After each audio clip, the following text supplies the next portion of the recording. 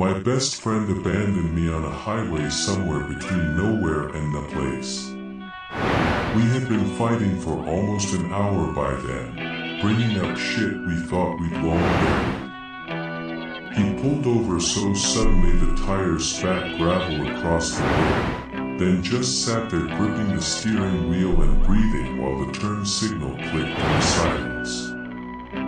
Finally, he told me to get out. I honestly thought he was bluffing until he leaned across, shoved my door open himself, threw my backpack at me, and told me to find my own way out.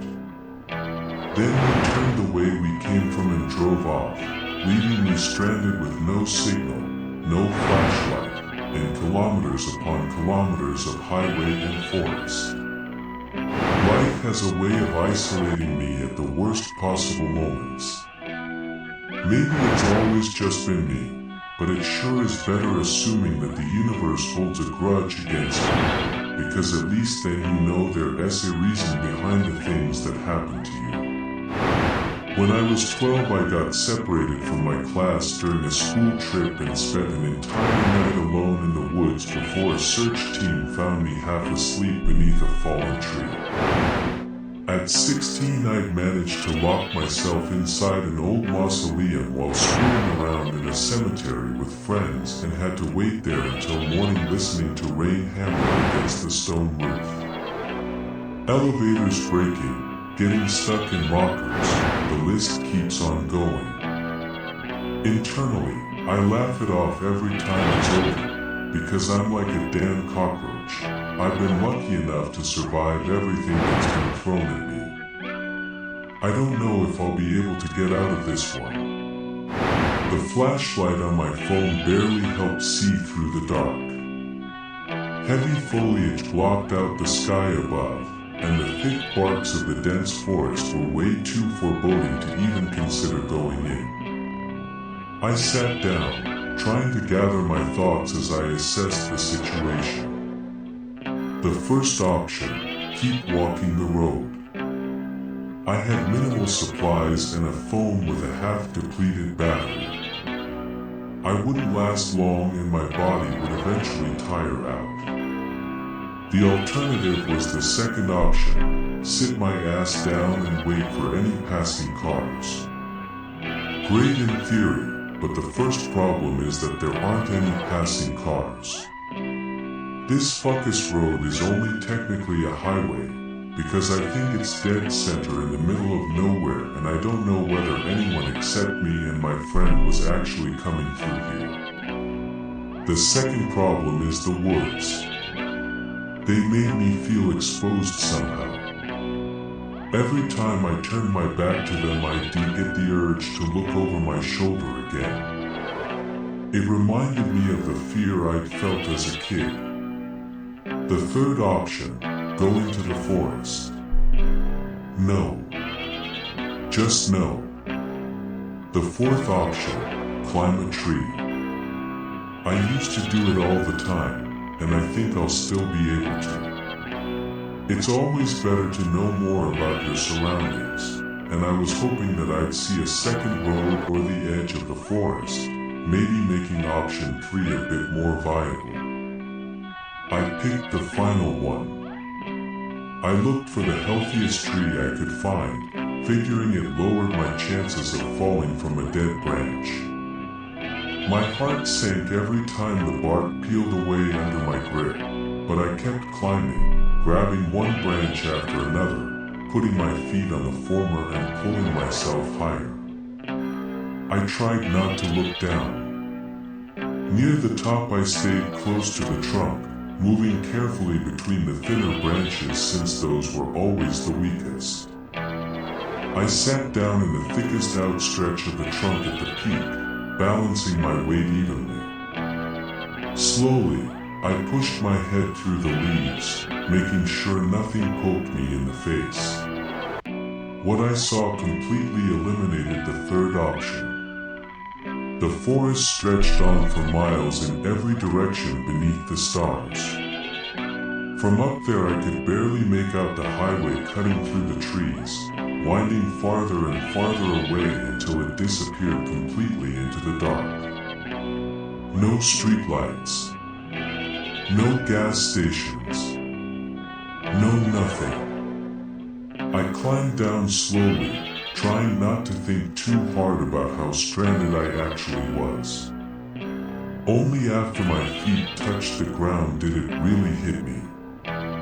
Exhausted, I lowered myself onto the grass beside the road.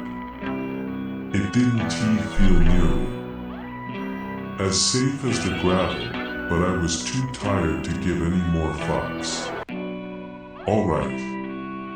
The forest was never an option, and staying on the road was counterintuitive to my escape.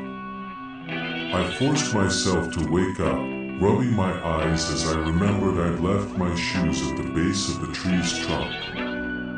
They were gone. 5 fucking minutes I'd lain there, and the shoes were nowhere to be seen. I looked high and low, but they were definitely gone.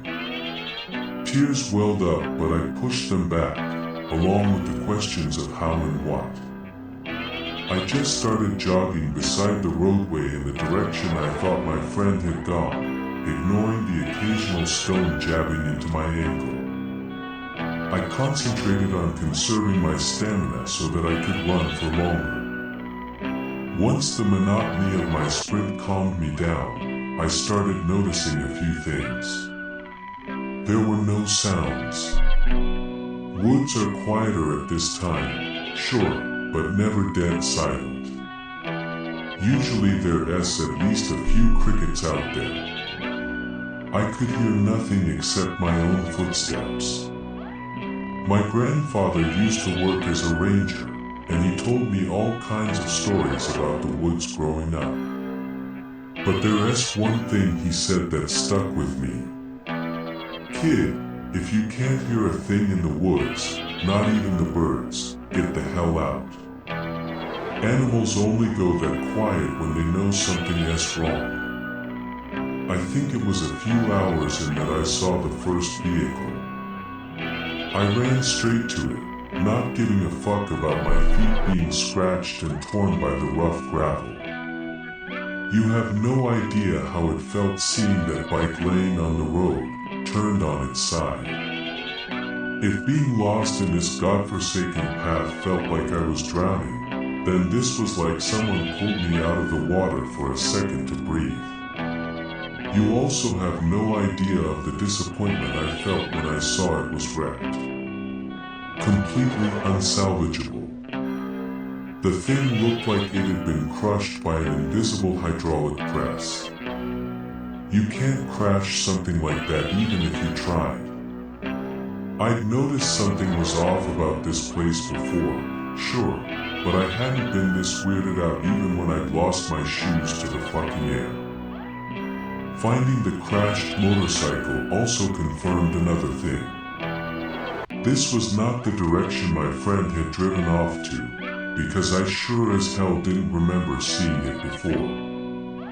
It presented me with quite the conundrum. Turn back the way I'd come from, or keep going forward. I chose the latter. Now I know that you're all probably screaming at me for doing that, but there's a good reason behind my decision. For context, my friend JV, I'll call him that for now, and I had been on this cross-country road trip. We were stumbling our car through obscure forest roads that narrowed down so much they felt more like a hiking path, twisting and winding every step of the way.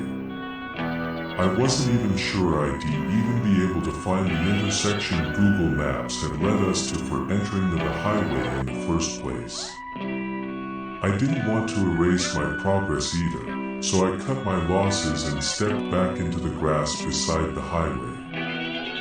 Cursing as I removed the gravel wedged in my feet, I gradually began picking up my pace again. I stopped paying attention after a while. My entire world narrowed down to the stretch of road in front of me. Every now and then I de-shine my phone, just to assure myself that I was alone. Not that the prospect of that was much better anyways. Then I saw the fork in the road. I was exhausted, my stamina barely keeping up even after I slowed my jog to a walk. I had to stop every few minutes because the simple act of moving forward felt like it was draining the life out of me. At first I didn't even register what I was looking at.